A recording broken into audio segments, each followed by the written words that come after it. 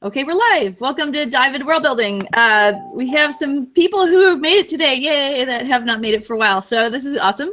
And today we're talking about public displays of affection. And I don't know, this was just something that was floating around on my list of, well, we could talk about this. And I actually think it's kind of interesting because I've always, it's very easy to think about affection as something that's natural, but the ways that we express it are very culturally mediated. And so, you know, it can vary a lot. And, you know, not everybody always kisses. And, you know, we were watching Kindergarten Cop the other night with my kids. And there was like this scene at the end where the two people kiss in front of all the kindergartners and everybody goes, yay. It was like, really? Yay? Okay, I guess you kind of had to have that to satisfy the movie's narrative arc there. But I'm not sure that if I were the principal, I'd be like, guys, can you wait till after school, please? Right? So I don't know. I just think there's so much potentially interesting cultural stuff surrounding what we consider an appropriate place for a particular activity, right? There's that whole thing, get a room, right? Yeah. But on the other hand, is hand holding okay? Depends on who's doing it, right? Is kissing okay? Depends on who's doing it. Hugging is very, very common in some places and not at all in other places, right? I mean, yeah, even walking side by side is potentially fraught in some contexts, right? So I don't know. I don't know. This is kind of what I was thinking about when I thought about this topic. So I wonder what you guys have to add to the possibilities.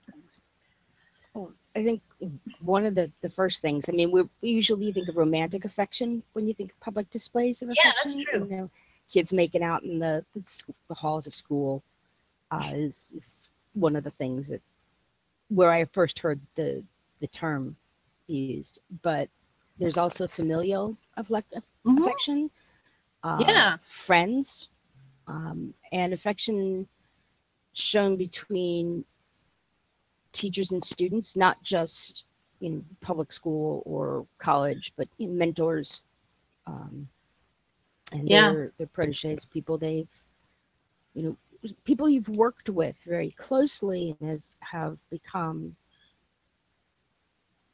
emotionally attached to in some way.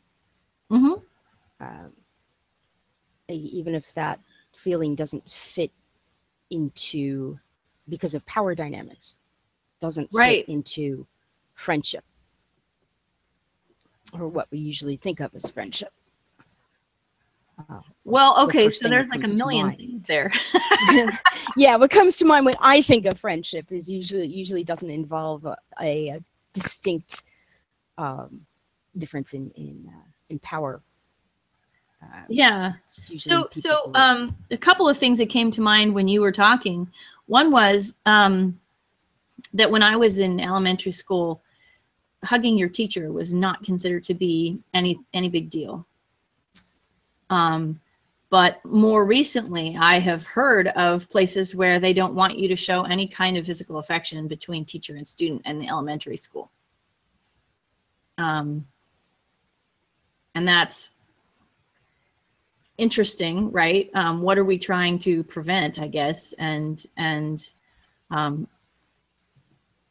is it something where showing affection in that way to a kid who thinks it's no big deal might somehow be discriminatory to a kid who is not prepared to do that and might feel like they were, like lesser because they weren't willing or able or ready to do that? I don't know. I mean, I suspect that part of it is and I don't know that it's recent, what you might call recent, is the um, concern over sexual abuse Yeah. in school settings, Yeah. um, that in adults who are not related to children, or adults should not be touching children at all, and it gets extreme. Yeah. Right. Fathers aren't supposed to touch their children, and in some places it's just there is no right way for a man to touch his child, and yet they're supposed to participate in child rearing. Mm-hmm. If you can't show affection either privately or publicly for your child, how are you supposed to raise them? And how are boys supposed to learn that it's okay to be affectionate Mm-hmm. toward other people, never mind specifically other boys, if their teachers and their parents aren't allowed to show their affection? Right. I So, mean, but I think I hadn't considered it, but you might be right, because there are kids who don't want to be touched, who aren't comfortable with touching. right. Um, Yeah. So, I mean, so how do you deal with it when there's a diverse set of expectations in the classroom? I mean, that's obvious. That's obviously always relevant, no matter what question we're asking. yeah. Um, but but I do notice. So just to sort of segue into something else that you mentioned there, I do notice that there are a lot of really strict expectations on whether kids show affection for their own parents. There's this point, um, and it depends, where in kindergarten you're expected to hug your mom, say goodbye, maybe kiss goodbye, whatever. Um, but as you get older, you're expected to be more like, see you, mom. Right? um, Is and that an actual expectation, or is that uh, an evolution of the relationship? well, I mean, I think that there Mm. there probably are both types of uh, elements entering into it, right? I mean, part of it is your own personal relationship with your parent, whether you feel like you really want to have a hug before you go, or there's a lot of pressure, I think, particularly for boys, to not show affection to anyone. You know, I there's. think I think if I can a little bit take the subject just a little bit off of kids, I think that our the fact that our society is so hypersexualized Mm-hmm, has stunted our ability to be affectionate in mm-hmm, ways that are good for us. I yeah, work as a nurse, and one of the first things I learned in nursing school was about therapeutic touch.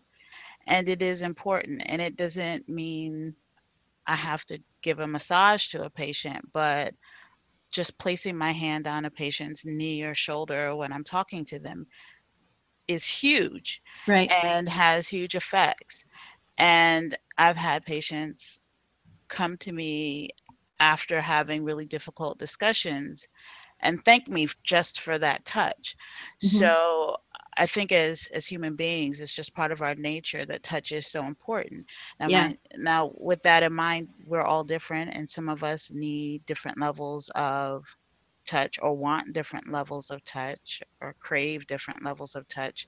And I think it is important for us to be able to read that body language in people and know who is open to it and who is not. I don't think we always have to say it. I know who I feel like I know who I can touch and not touch.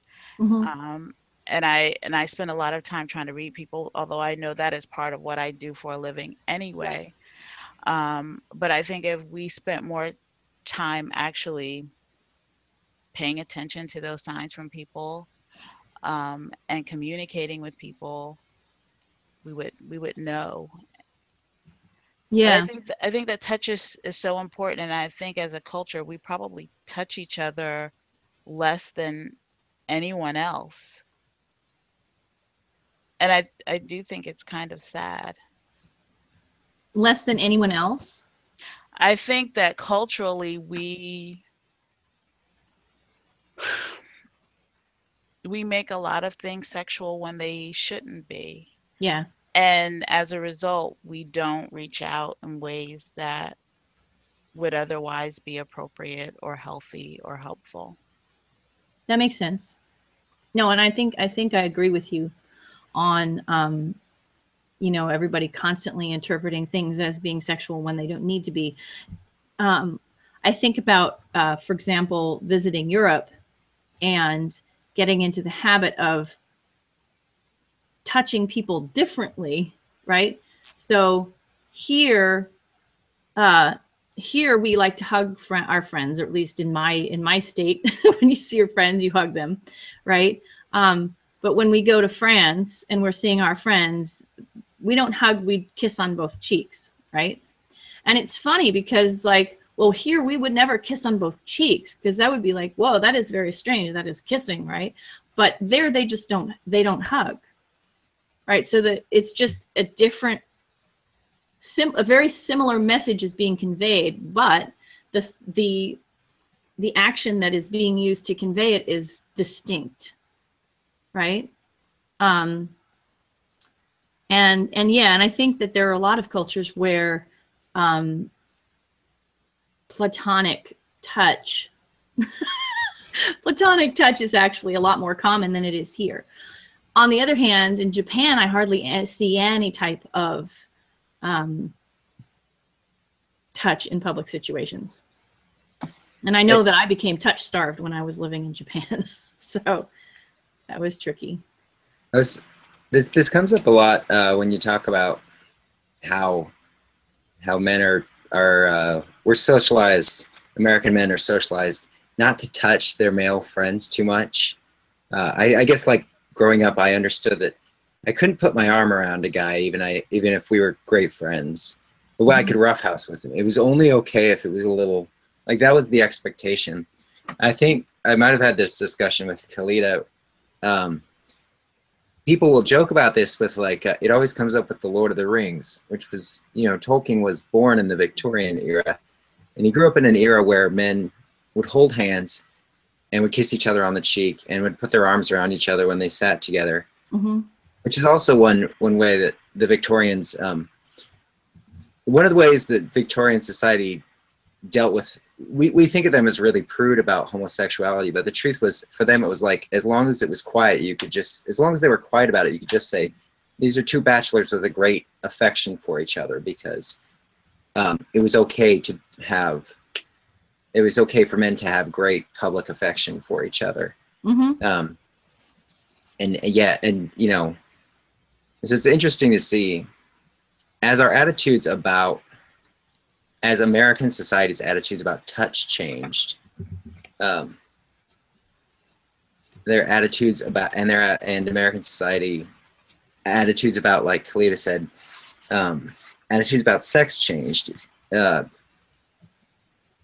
Also sort of codes about what you could do with a platonic same-sex relationship, what sort of PDA was okay, changed. And I think that any culture, any made-up science fiction culture or anything, their attitude about PDA is going to be really linked to their sexual mores. Yeah. But not just their sexual mores, but their social mores, their encouragement of what sort of thing they encourage. The Victorians were very stratified by sex, but they encouraged very strong platonic friendships they encouraged physical affection between male friends and between female friends. Like that, like I said, to the point where it could be, you could code, if you were gay in the Victorian era, you could be a set of spinsters with great affection for each other. You could be a set of bachelors with great affection for each other. It wasn't too big of a deal. You weren't out, but you had a way to function in society, in a recognized place in society. I think we think the Victorians as terrible homophobes, but they were probably just more likely, they just didn't want to know too much about Yeah. what went on behind the doors. If that makes sense. Yeah, absolutely. I think that's one of the reasons why I so enjoy the relationships between the men in Lord of the Rings, because they're so openly affectionate, physically and emotionally affectionate, um, and there's no judgment to that, and there's no sexual judgment Mm-hmm. on that. Yeah, I love that too. That in Tolkien, when you watch the Lord of the Rings movies, I forget who said it. Someone pointed out they're really a model of brotherly love, and very often the model we get for men in Hollywood that we got for years was that they have an older father figure who dies and passes something to them. You know, Luke and Han Solo are friends, but they don't have this sort of open. They have this sort of gruff, joking thing. Whereas in the Lord of the Rings, the men actually like hug each other and say, you know, talk about how much they love each other. And at the end, Frodo kisses Sam, and it's all okay. And it was, yeah, I really, And yeah, they're also allowed to cry. yeah. Mm. Yeah. They're allowed to what did you say? They're allowed to cry. Yeah. And then we all cry, right? Yep. And carries him up the mountain every time. Yep. Yeah. No, it's interesting. It's very interesting. So I play around with touch rules in the world that I'm working on, and the expectations for affection depend on what caste you align yourself with. So there's one caste where people just don't really touch each other publicly, and there are some reasons for that. They have certain responsibilities that, you know, that make them a little more wary to expressing affection. But then there are other groups that are like, hey, it's cool, it's no problem, and yeah, I tend to lean towards the let's let the men be more affectionate side of things, just because that's where I am anyway. But I do like to make sure that it's different, because I have different social groups. I like to make sure that I'm thinking about, well, how would this parameter work in this particular social group? And I think that's valuable if you're putting together a society to say, let's think about how the rules might be different for these different social groups that I'm identifying in the world. What I find interesting is how different the expectations are for men and women. Women are allowed a much greater degree of open physical affection for each other than men are, without judgment.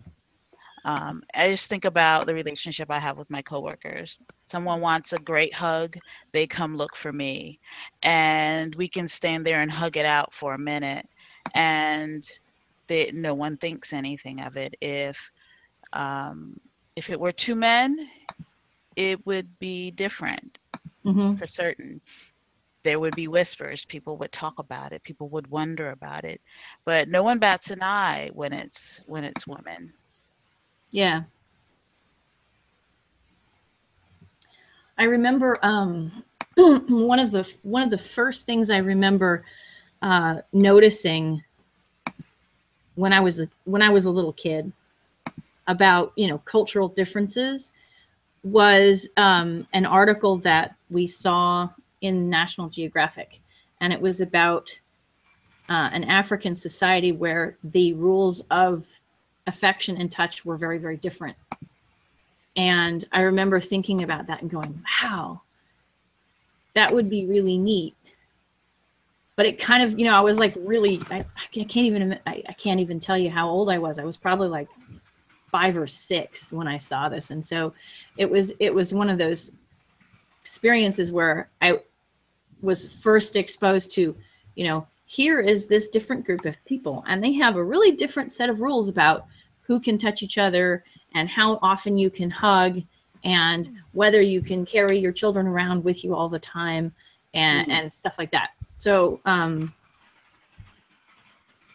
yeah, I guess that was something that struck me very early in my life. So I thought it was one of the reasons why I thought this would be worth talking about.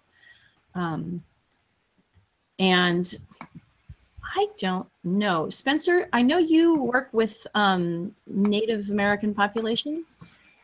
Yeah, I work on a Do reservation. you have any insights into affection and how it works in the communities that you've worked with?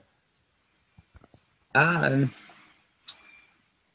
know if the cultural differences I've noticed. You got to keep in mind too that Native Americans through the boarding school era were pretty colonized into a lot of the misogynistic stuff that we're, and the gender stratified gender roles that we are talking about.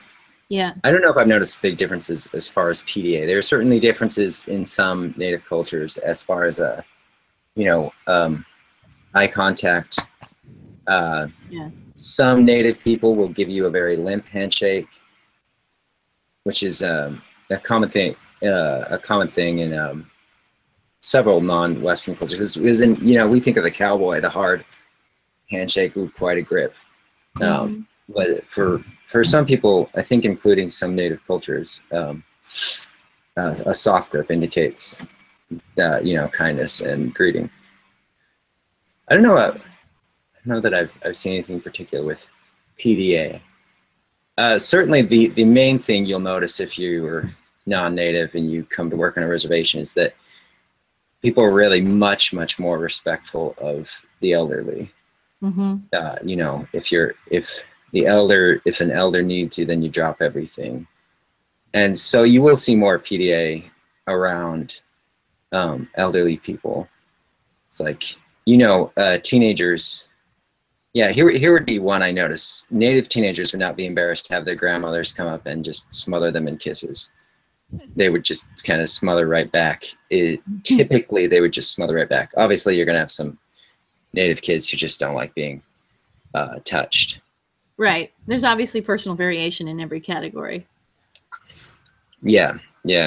But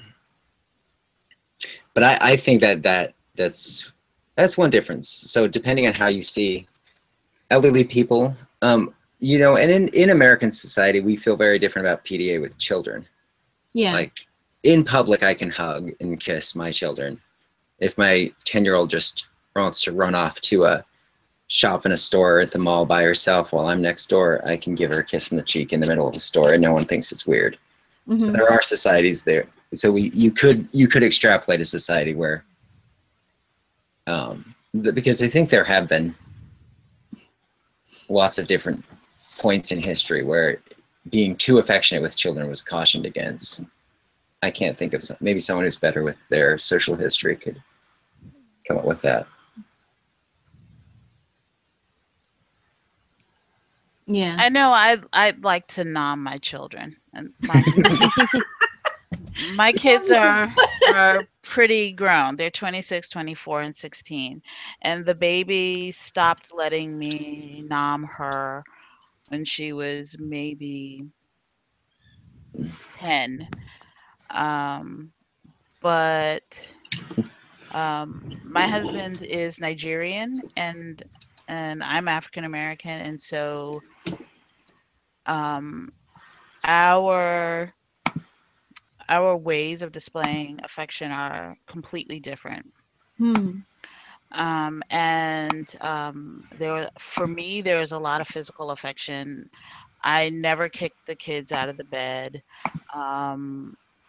They were sort of glued to me, and I mean, a lot of that is just like me personally. Right. I'm sure some of that is cultural, but some of that is just me personally. They were very close to me, and they went away when they were ready to go away. Right. and they're all grown now, and I pretty much have to put on my tennis shoes and chase the baby to get a hug or a kiss out of her. But I think she's done. But everyone is different. I don't, and with them it's weird. I don't know if that is cultural. I think with the boy, a lot of it is culture. I'm a man, and I don't need my mother hugging and kissing on me. Mhm. But at the same time, I think that when we're thinking about PDA and how we're showing affection, we also have to bear in mind what other types of what other forms of affection there are. Mhm. And I wouldn't doubt for a minute that that boy would climb a mountain for me. And he hasn't put a finger on me, and I can't even tell you the last time. So I mean, I don't know what to think about that. But at the same time, I think physical affection is so important to the soul. Yeah. But I don't know that it matters where it comes from, as long as the person is receiving it in a way that is healthy for them. Yeah. I mean, so my experience with touch deprivation was I had moved to Japan and I was living with a host family who, you know, had zero physical interaction of the touch variety with me. And then going to school, and I didn't know anybody there particularly well because I had just met them all. And so basically I just spent a long time where nobody was touching me and I was just feeling so depressed. And finally I went up to one of my friends and said, yeah, dude, I really need a hug. Would that be okay? He gave me a hug and I was like, oh, this was the problem, right? I mean, but I mean, it's so deeply physiological on some level, right? So, I mean, I think it's very interesting. So you've got this physiological need, and then you've got also touch gestures that are very almost iconic. And I when I say iconic, I mean stuff like the double kiss on the cheek for France. It means a particular thing. It's like a gesture word, right? Or a hug, which is a greeting hug, versus a hug it out hug. It, you know, like you can kind of tell in how it's executed, the way that it's done. It's almost like a communicative act, if that makes sense. Yes. Handshakes are very iconic, right? And I thought it was very interesting the way we were talking earlier about style of handshake. You know, there's the combat handshake where it's like, who's the stronger one, rah. And then there's the here we will touch gently our hands kind of handshake. And then there's sort of like the French handshake is strong, but it's not, doesn't feel competitive to me. So yeah, I mean, I'm actually really glad Spencer brought that up, because it's actually something I've been thinking about recently. For some reason, I've been noticing it more recently with patients and their loved ones when they come in, and I can never figure. It like kind of aggravates me when I shake the hand of someone and it's such a weak handshake, and I'm always trying to figure out, like, do they not want to touch me? Do they think I have the cooties? Like, Yeah. what did I do? And it's usually a white dude who gives me this handshake, and I'm like, why is he trying to grind my phalanges together? I don't understand. Yeah. Yeah, I don't it's understand, always a white dude trying to crush your damn hand. exactly. I'm like, what are you trying to do to me? Like, why? Yeah. Yeah. So that gave me a little bit of clarity there. that Yeah. it might be a cultural thing, because I was, and I should have thought of that, but I was thinking, they don't want to touch me, and like, what is this limp handshake? Just keep your hand in your lap if you don't want to touch me. Yeah. Now I know. We're Well, I would accustomed here. rather weak handshakes be a thing because, like, I am tired of having my hand crushed to death. Well, it's in Japan, people don't know whether to shake your hand or bow when they meet foreigners. So, and it interacts in this funny way with personal space, because if you're interacting with somebody and you're on bowing terms, you're going to stand farther away because you're going to bow to each other and you don't want to conk heads. Right? But for a handshake, you have to be at handshake distance, which is a shorter distance, right? And if you are confused or you try to do both, you're going to end up conking, right? There's going to be some kind of inadvertent smashing of heads, or yeah. I mean, it's sort of like, how do you gauge how far to stand from somebody has a lot to do with what kind of touch you expect to engage in with that person. I've been thinking that touch, which is so important, and needing that, some people, at least in general U.S. default culture, see needing touch as being, it's a sign of weakness. And men in particular are supposed to be strong, which might be where the crushing handshake comes from, is I can crush your hand. It's a display of strength. And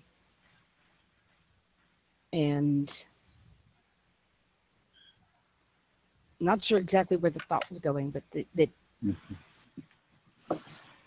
the affection has a power dynamic to it. Yeah.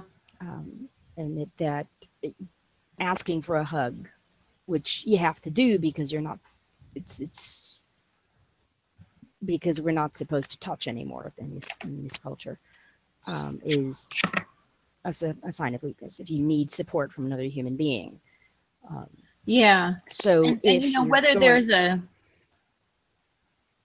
there's like a licensed form of touch that you can engage in. I mean, so for example, when I was in high school, if you hugged somebody, that didn't mean anything. But if you held their hand, that meant you were in a relationship with them. Mm-hmm. Right?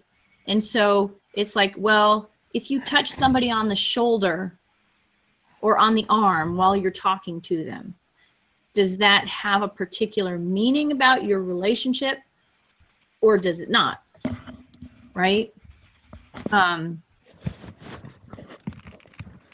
this is kind of where we're looking at the borderline between iconic gestures that are like communication moves, and versus less iconic gestures that are just sort of more like part of your body language or whatever. Yeah, I don't know. Yeah, but because the public part of it communicates not just the affection between the people involved, but it communicates something to the people around them. Mm-hmm. Which may be totally different from what's being communicated between the parties involved in the touch. And actually, that's interesting. What are we communicating to the person we're touching versus what are we communicating to bystanders, and how are those different? That's actually an interesting thing to look at. Yeah.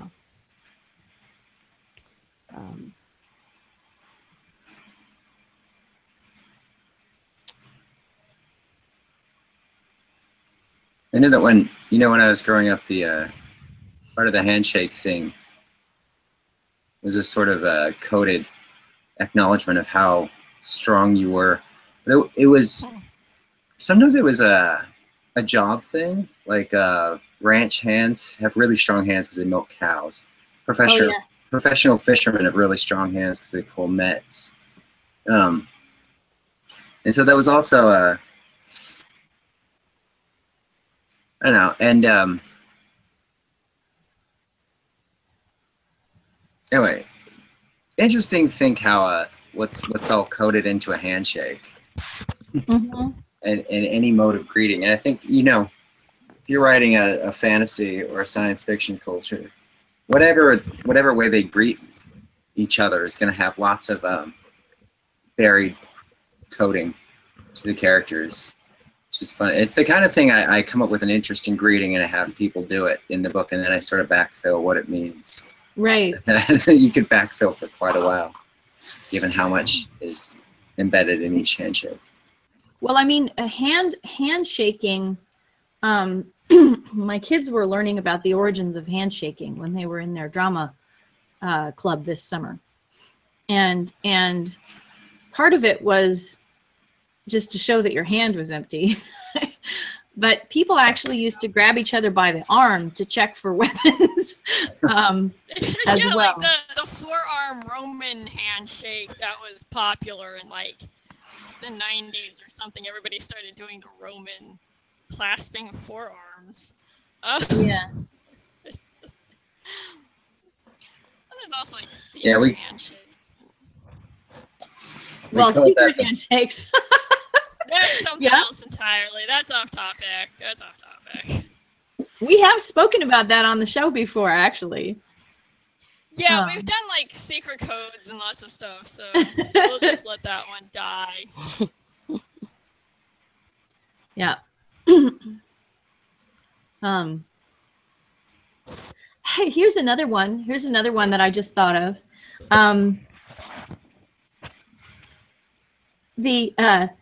There's a point in Star Wars: The Force Awakens where Rey tells Finn to stop grabbing her by the hand. Right? Because they're both running away together, and he instantly goes to hold her hand. And she's like, stop grabbing my hand. I thought that was actually kind of an interesting one, too. Because the message it has there is like, you know, I'm in charge of my own safety here, guy. You know, like, you're not protecting me. Just lay off. Didn't it sort of turn out, or I could be misremembering. I only watched it like once, and that was a while ago. That like he wanted to hold her hand for his security.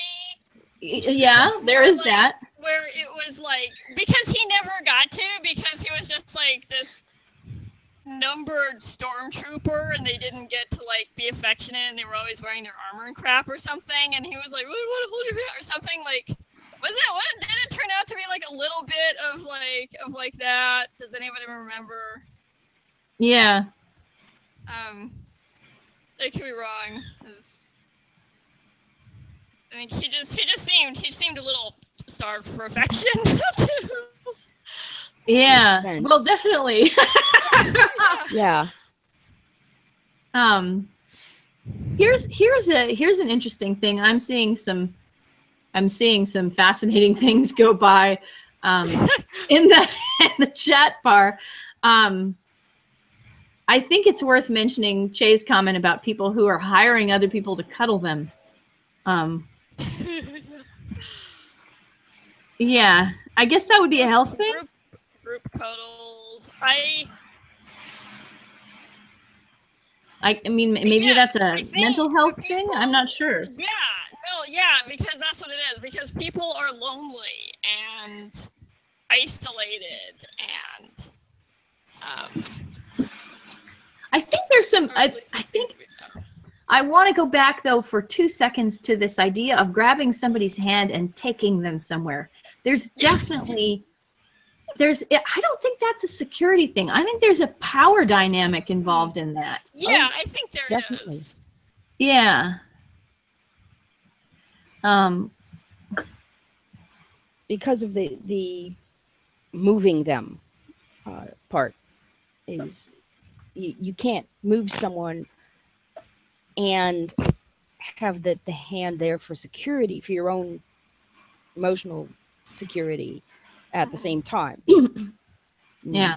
You can maybe want to hold someone's hand because you'll just feel better, but you can't do that and move them too because you'll pull them off balance. Right. Unless it's an agreement and you're the same size and you can move at the same speed, which is Trickier. choreography. It involves there's choreography. Also, like, you can't do it. If you're trying to keep up with someone, you may want to grab onto them to keep up. If you're trying not to lose each other,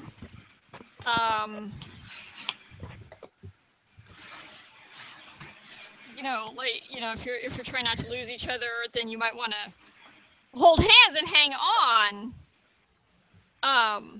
Yeah. While you're running, so I think it sort of does depend on who's grabbing who. But you're going to be less fast. Yeah, but But I have seen TV shows where like that would have fixed everything. I'm like, these people are dumb. But just hold hands and run, for the love of God, people. I don't know. Yeah, but that's how you move children who are too big to carry, or if you are holding something in another hand, or if you have more than one, that's what you do. You grab them by the hand, and so the power dynamic there is very obvious. Okay, so I'm actually gonna we're getting towards the end. Kalida is telling us about a story that she wrote where a guy, inspired by an instance where a guy was selling cuddle time. Yeah, you want to tell us about it? Yeah, so a few years ago, I saw this article about a guy, and I think it's probably taken off. I'm sure there's more people doing it now, but there was a guy, I think in California, who would sell by the hour time to just cuddle with people. No sex involved, men and women, men or women rather, and they would rent time just to cuddle, just to have that time. And I ended up writing a story that was inspired by that. Cool. I'm going to link to it in our report for this hangout. This is an original to Escape Pod, Kalida? Yeah. Oh, cool. I haven't seen this one. Yeah. There's one other thing that I want to make sure to mention, and that is special contexts for touch. Well, the one I'm thinking of is, in fact, dancing. Dancing has lots of different rules for touch, and depending on the dance, you can be holding hands, or you can be standing body to body, or you can be grinding on somebody, right? I mean, there are all these very different kinds of touch rules that are associated with particular environments. I'm thinking of, there was an article the other day about the actor who plays Finn and how he was in Carnival, right? And was dancing in Carnival, and everybody was like, oh my God, blah, blah, blah, you know, like, because Carnival has very different touch expectations, and people were kind of flipping out because that's what internet people do. But I mean, I think it was interesting. And I actually went to a concert one time. It was long ago. It was a Billy Joel concert. And at the time, there was a dance that was considered to be absolutely scandalous. It was the lambada. Does anybody remember this? And everybody was like, it's like having sex in public, right? So, yeah, I don't know. I mean, so it's very, very interesting because we have expectations for, you know, where you would engage in sexual things, but you know, there are all these kind of things like nightclubs where people hide in the corners and do sort of Oh, they sexy don't things, hide in right? And then corners. They do it on the dance floor. I'm And sure I mean, like, tango was utterly scandalous to some people. Mhm. Waltz.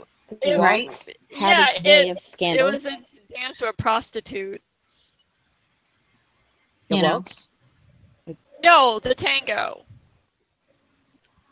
Yeah. Wait, Waltz is pretty standard. It is now. I have this. I Yeah. don't remember where I saw it, but I have this recollection vague that at some point the waltz, simply because it involved actually putting your hands on your partner. Oh yeah, yeah, I'm sure. Sure, I'm sure there was a progression from the what do you call that? The gavotte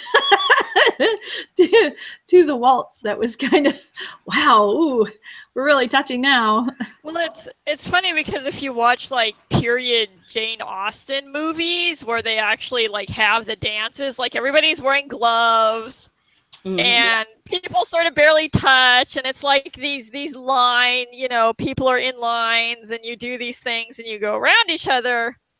But there's not like a lot of direct physical contact with each other, and it's sort of almost more an opportunity to like talk to each other and like talk to a bunch of people.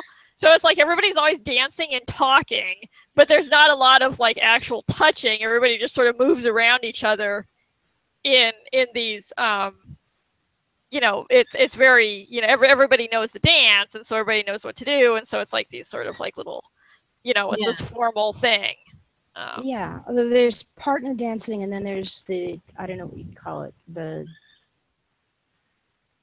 where you may start with a particular partner, but you switch around, and it involves elaborate groups. Yeah. Like square dancing. Square it dancing, is. That's like but where also square dancing came from, but like. Yeah, because it's like you're like in two lines and stuff. Yeah, so there's like, I don't know, just watch some Jane Austen movies. Yeah, because it's square dancing is only one of the forms. Yeah. But yeah, the Victorian is probably a good example. I'm trying to remember some of them. I wanted to mention actually a specific example of speculative fiction manners. And that comes from Anne Leckie's ancillary books, where the Raikai people are expected to wear gloves all the time. And if you have your hands uncovered, it's scandalous. But particularly if you touch things with them, it's even more scandalous. Oh God, I could not stand that. Yeah, well, right, exactly. So like I just want to touch stuff, not people. I've always got to be doing something with my hands. So it's like.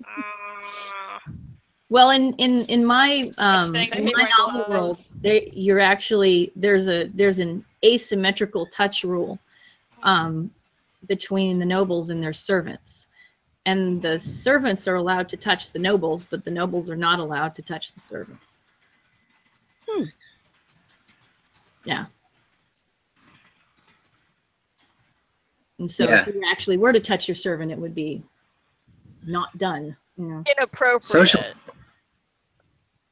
Social class would have a lot of rules about, and that's one of the things I always go for, because I always look at, I'm just designing a world, I always look at social class. Touch is a big part of it, but it hasn't always, not always, you know, it was I think again in Victorian and Edwardian times you could be affectionate with your servants. And yeah, someone who knows more about it would, your relationship with them too. Yeah, someone who knows more about, because there's etiquette books that talk about it. Yeah, sure, and that'd be a great place to go for research. Because obviously you could also, you know, if you were the lord of the manor, you could sexually abuse your servants and get away with it. Oh God, yeah. So there would be so there would be etiquette. There would be things that are simply not done. And I think that most of the affection would have been reserved for, again, same-sex friendships. Yep. I should look up one of those etiquette books. That'd probably be interesting. That would be interesting. And if you actually find one, Spencer, just wing me the link and I'll put it in the report. I will. Yeah. So, oh dear, Kate was trying to get in and I didn't manage to get her in. Oh no. Well, it's too late now. I feel bad.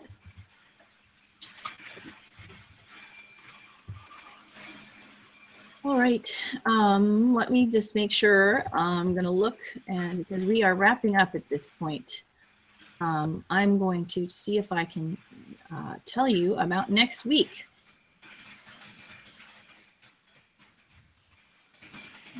Next week.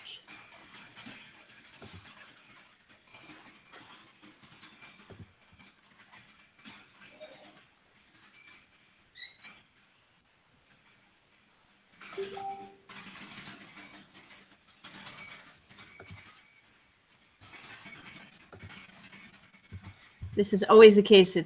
I need to bring this up before I start the hangout. I think we have a guest next week.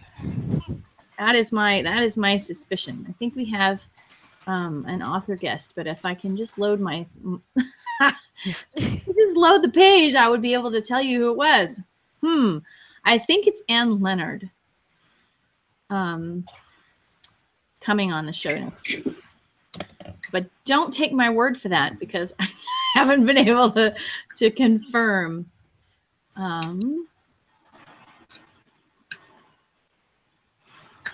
Yeah. It is not loading, but I'm not going to worry about it. So let's say everybody, thank you for being here. Thank you for your wonderful contributions. Spencer and Khalida, it was awesome to see you. You're welcome back anytime.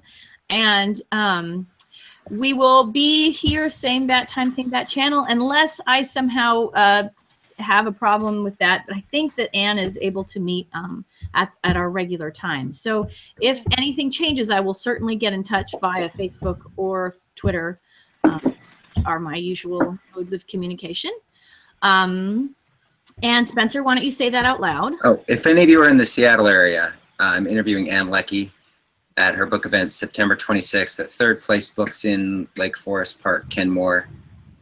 I don't know if any of you are in the Seattle area. I know Khalida isn't, even though she's gotten more rain this year than Seattle did. I don't think any of us are, but you know what? Somebody might watch this video and be like, the opportunity of a lifetime. Anne is awesome, and how cool that you get to interview her. That will be really, really awesome. I'm super excited. Is it going to be recorded and posted anywhere? I'll ask the bookstore people if they can record it. As I know, we'll be in front of a crowd, so we need an actual camera and microphones. Okay, I expect you to let me know. Yes, ma'am. Yeah, so I'm gonna have to like get in touch with Anne and say, hey, are you coming to California? I guess we'll see. That's very, very cool. And all right, so what I'm gonna do is I'll stop the broadcast. Thanks, everybody. Thank you. Bye.